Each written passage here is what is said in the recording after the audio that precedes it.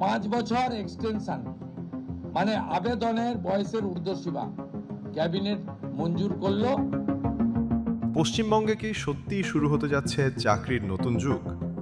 আর সেই কারণেই কি সরকারি চাকরির বয়স এক ধাক্কায় বাড়িয়ে দিল নতুন বিজেপি সরকার? পশ্চিমবঙ্গের রাজনীতিতে ক্ষমতার পালাবদলের পর এবার এলো সবচেয়ে বড় ঘোষণা।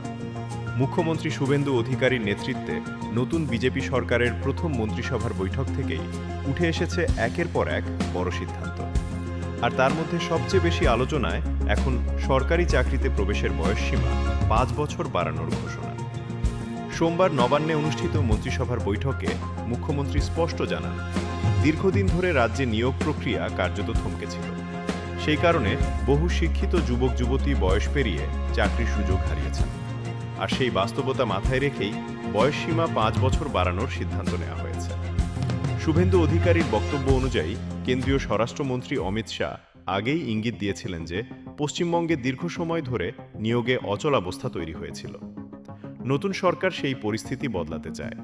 ফলে বহু চাকরি প্রার্থী যারা এতদিন বয়সের কারণে আবেদনই করতে পারছিলেন না, তারা আবার নতুন করে সুযোগ পেতে চলেছেন। তবে শুধু চাকরিই নয়, নতুন সরকার স্বাস্থ্য ও কেন্দ্রীয় প্রকল্প নিয়েও বড় পদক্ষেপ নিয়েছে। বহু প্রতীক্ষিত আয়ুষ্মান ভারত প্রকল্প এবার আনুষ্ঠানিকভাবে পশ্চিমবঙ্গে চালু হচ্ছে। এর পাশাপাশি প্রধানমন্ত্রী জন আরোগ্য যোজনা, কিষাণ বীমা যোজনা, বেটি বাঁচাও বেটি পড়াও এবং উজ্জ্বলা যোজনার মতো কেন্দ্রীয় প্রকল্পও এখন থেকে রাজ্যে সক্রিয়ভাবে কার্যকর হবে। মন্ত্রিসভার বৈঠকে সীমান্ত নিরাপত্তা নিয়েও গুরুত্বপূর্ণ সিদ্ধান্ত হয়েছে। বিএসএফের জন্য সীমান্তে কাঁটাতার বসানোর কাজে জমি হস্তান্তরের জট কাটাতে আগামী ৪৫ দিনের মধ্যে প্রয়োজনীয় জমি বুঝিয়ে দেওয়ার নির্দেশ দেওয়া হয়েছে প্রশাসনকে। মুখ্যমন্ত্রীর দাবি, রাজ্যের জনবিন্যাস ও নিরাপত্তা রক্ষার জন্য এই পদক্ষেপ জরুরি। একই সঙ্গে নতুন সরকার আশ্বাস দিয়েছে, আগের সরকারের সামাজিক প্রকল্পগুলো বন্ধ করা হবে না। তবে মৃত ব্যক্তি বা অভারতীয় নাগরিকদের নাম বাদ দেওয়া হবে সুবিধাভোগীর তালিকা থেকে।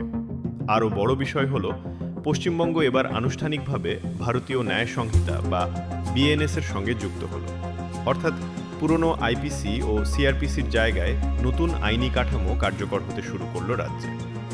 এবার নজর আগামী সোমবারের মন্ত্রিসভার বৈঠকের দিকে, কারণ মুখ্যমন্ত্রী জানিয়েছেন সেই বৈঠকে আরজিকর ইস্যু, নারী নির্যাতন রোধ, দুর্নীতি নির্মূল, সরকারি কর্মচারীদের বকেয়া ডিএ এবং পে কমিশন নিয়ে বড় সিদ্ধান্ত আসতে পারে।